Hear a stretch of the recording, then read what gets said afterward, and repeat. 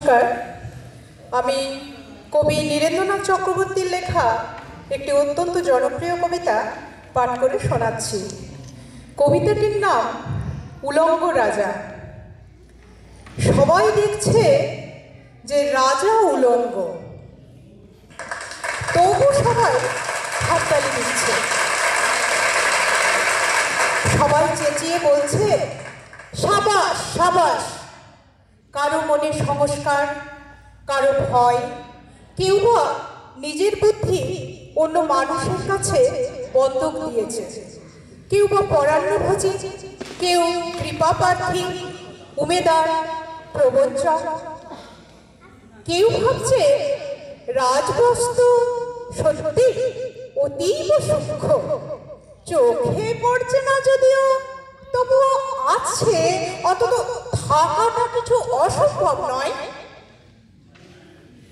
গল্পটা সবাই জানে, কিন্তু সেই গল্পের ভেতরে শুধুই প্রশস্তি বাক্য উচ্চারক, কিছু আপাতমস্তক ভীতু ফন্দিবাজ অথবা নির্বোধ স্থাবক ছিল না। একটি শিশুও ছিল, সত্যবাদী, সরল, সাহসী একটি শিশু।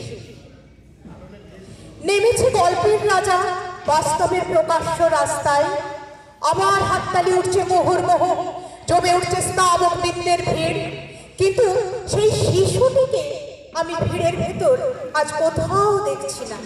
শিশুটি কোথায় গেল?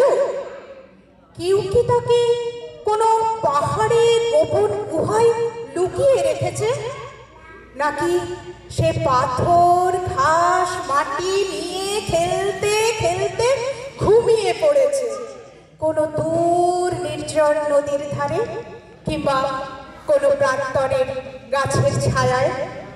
যাও, তাকে যেমন করেই হোক খুঁজে আনো। সে এসে একবার এই উলঙ্গ রাজার সামনে নির্ভয়ে দাঁড়া। সে এসে একবার এই হাততালির ঊর্ধ্বে গলা তুলে জিজ্ঞাসা করো, রাজা তোর কাপড়